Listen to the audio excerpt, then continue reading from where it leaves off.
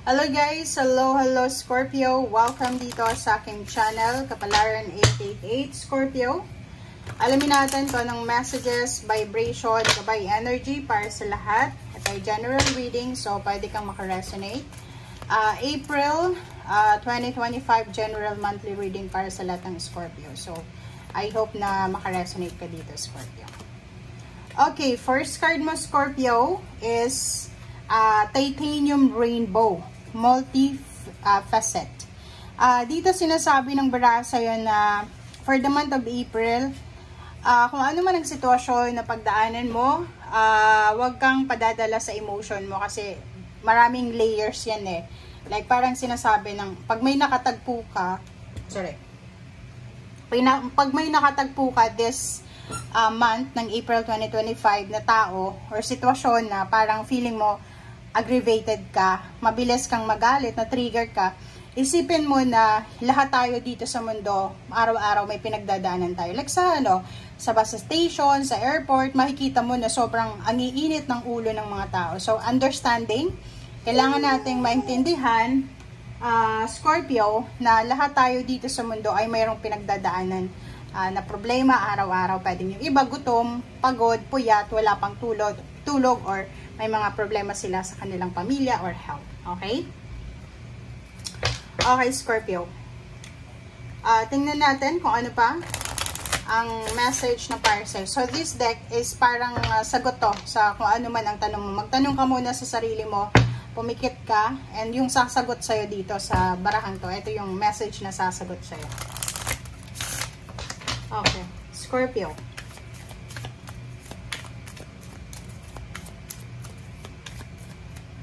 Okay? Helpful people. So, Scorpio, if may mga iniisip ka, like nangangailangan ka ng tulong or mga taong pwedeng makatulong sa'yo, eto, di ba sinasabi sa'yo ng barahang ito na for the month of April, posibleng makatanggap ka ng offer from helpful people or makakasalamuha ka, magkakaroon ka ng kaibigan, connections sa mga taong magaling sa pagtulong or alam mo yun, yung mga generous na tao. Okay? Pasensya na guys ha. Ang anak ko is nagsasalita siya. Okay.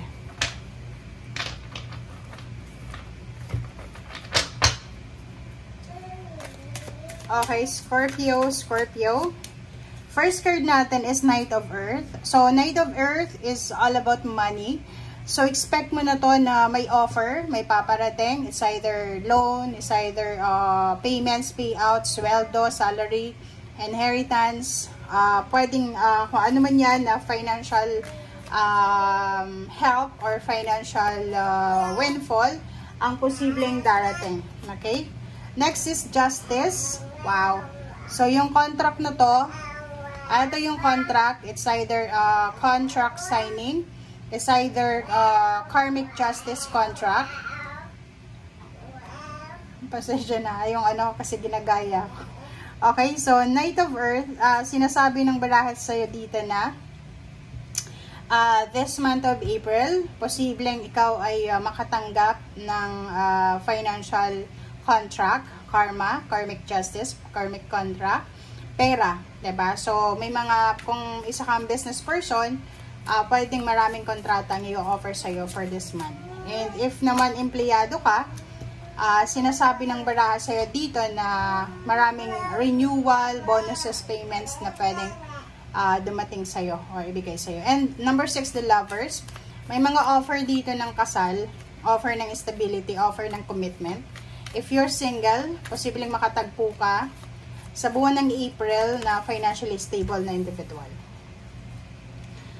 Goals, expansion, and vision. So, nakikita ko sa'yo dito na 3 of Fire. May matagal ka nang hinihintay na pera, opening of business, company offer.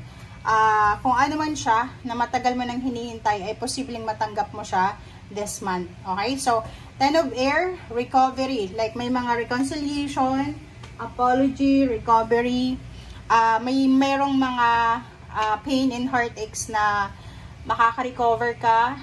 Parang nakikita natin dito yung 10 of Air na merong closure, may endings, is a positive endings, and new beginning. So, parang may mga forgiveness, reconciliation, or may matagal ka na talagang minamanifest na relationship with fire sign Leo, Aries, Sagittarius. Okay? Okay. So, tingnan naman natin dito sa fourth deck. Last deck na to para sa mga Scorpio. Pasensya na kayo guys pag narinig niyo yung anak ko. Kasi gustong-gusto niya yung nasa likod ko siya. Okay. Okay, so 5 of Pentacles. Scorpio, if you're having a financial problems or physical health problems, sinasabi ng baraha sa'yo dyan, na huwag kang mag-alala kasi kung makikita mo dito maraming darating na pera, 'di ba? So pera yung darating, or kahit sabihin natin na hindi naman tangible or material talaga, pwedeng pwedeng friendship, collaboration, or pwedeng kakilala, acquaintance, makakakilala ka ng connection, 'di ba? Parang ganun. Okay, so nakikita ko sa'yo dito, mag-iingat ka lang sa paghahawak ng iyong pera. Okay? Yun lang, kailangan nating ingatan ang ating health, ingatan natin ang ating pera, ingatan natin ang ating kalusugan. And kasi nakikita ko sa'yo dito, wala ka namang problema sa pamilya mo, masaya naman yung pamilya mo, may trabaho ka naman, pero mas nakikita natin dito na medyo mayroong mga lapses sa health. Okay? Mabilis umaksyon, may mga good news na parating regarding family, about parents, siblings, about relationship or anything na by blood or kung ano man na connection meron ka.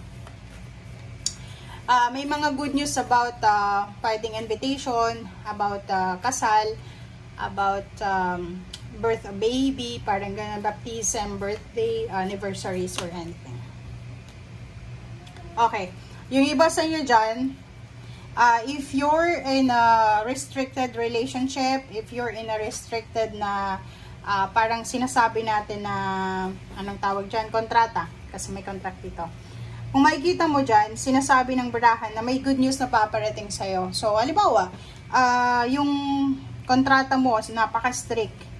Diba? Yung parang wala kang day off, puro lang overtime. Dito sinasabi ng barahan na you will have the power to reclaim the power talaga para kontrahen kung anong nangyayaring ito sa'yo. And nakikita natin yung freedom. So, may good news dito para sa freedom. May good news dito para sa assistance emotionally. May good news para sa travel. And nakikita ko sa'yo dito, kahit anong, like, makikita mo yung the chariot and then ace of cups. Kahit anong gawin ng mga tao sa paligid mo or anumang sitwasyon na hindi pabor sa'yo, darating ang araw, ang oras na papabor sa'yo ang lahat. Diba? Yung parang ganun, be patient kasi minsan sa sobrang pagkocontrol natin ng sitwasyon, hindi na natin na-appreciate yung mga nangyayari sa buhay natin. So dito, sinasabi na go with the flow, diba? And yung chariot, no, sinasabi ng chariot na lahat ng sacrifices mo, lahat ng sufferings mo, it will turn out positive. Okay? Thank you guys. Bye!